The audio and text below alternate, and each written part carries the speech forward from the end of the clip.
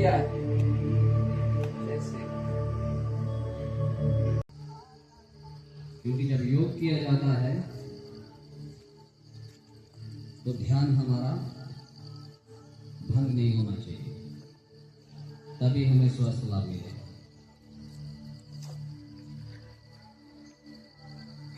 आंखें हमारी खुली रहेगी। लगाते हैं तो सबसे पहले वार्म अप किया जाता है शुरू करते हैं। और ये सूक्ष्म व्यायाम जो है ये हमें तैयार करते हैं। कलाई को घुमाएंगे धीरे धीरे, धीरे धीरे घुमाएंगे, धीरे धीरे। सूक्ष्म व्यायाम जब भी करना है कभी भी जल्दबाजी में नहीं करना, धीरे धीरे करेंगे। अब दूसरी तरफ, फिर आगे। जब हम आगे ले जाएंगे तो हमारा श्वास से ले जाएंगे तो श्वास को अंदर खींचेंगे, पांव को आगे ले जाएंगे और स्ट्रेच करेंगे आगे, फिर पीछे ले जाएंगे। इंटरनेशनल डे सेलिब्रेशन कैसा मनाया गया सर? एमएलए साहब क्या बता सकते हैं? इस वक्त सुन रहा है देश पूरा। देखिए, आज इंटरनेशनल योगा डे था, जिसमें हमने यहाँ पे अपने सब डिवीजन कालाकोट में योगा करने का मौका मिला।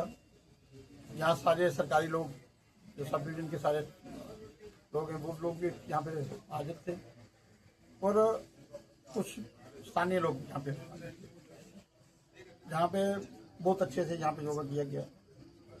सिर्फ फोटो शूट नहीं हुई, लगभग 45 मिनट से ज़्यादा यहाँ पे योगा किया गया और हर तरह से हमें सिखाने की कोशिश की गई। तो मेरा ये मानना है कि हमें योगा हर दिन करना चाहिए, खासकर युवाओं के लिए, जो बुजुर्ग हैं, एज लिमिट के हिसाब से हमें योगा करना चाहिए।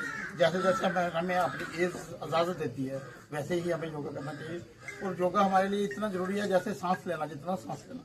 मुझे लगता है कि आज के दौर में जैसे हम लोग फिजिकली वर्क नहीं करते और फिजिकल वर्क ना करने की वजह से हमारे सारे शरीर में स्टिफनेस है।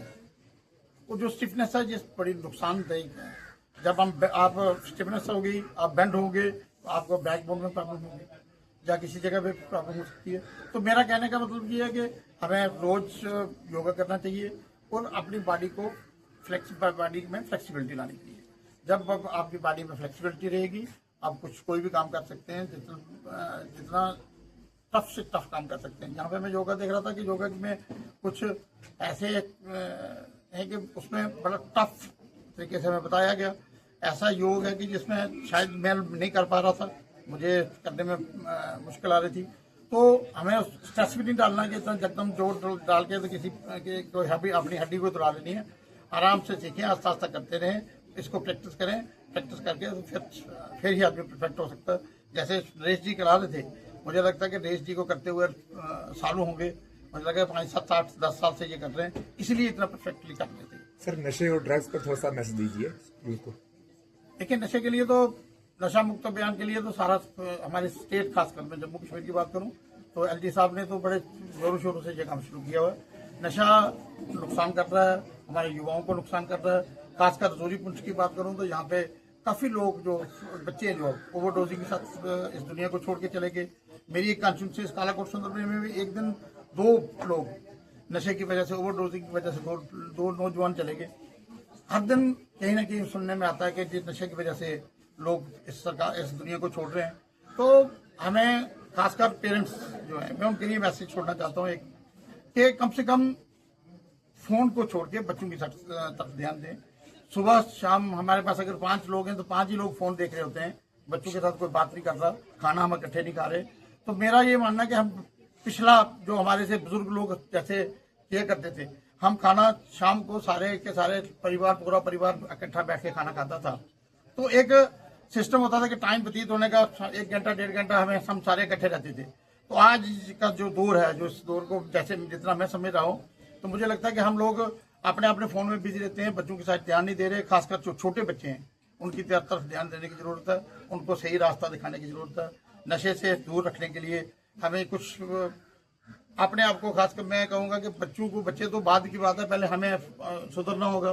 पहले हमने अपने आप को सुधारना होगा, हम बच्चों को किस साइड लेके जाएं।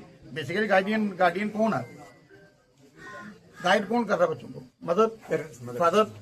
और अगर मदर फादर गाइड कर रहे हैं तो बच्चे नशे वाली साइड जा रहे हैं, तो इट मीन्स कि हमारे गाइडेंस जो है उसमें प्रॉब्लम आ रही है, हमें अपनी गाइडेंस को ठीक करना है। शुक्रिया सर।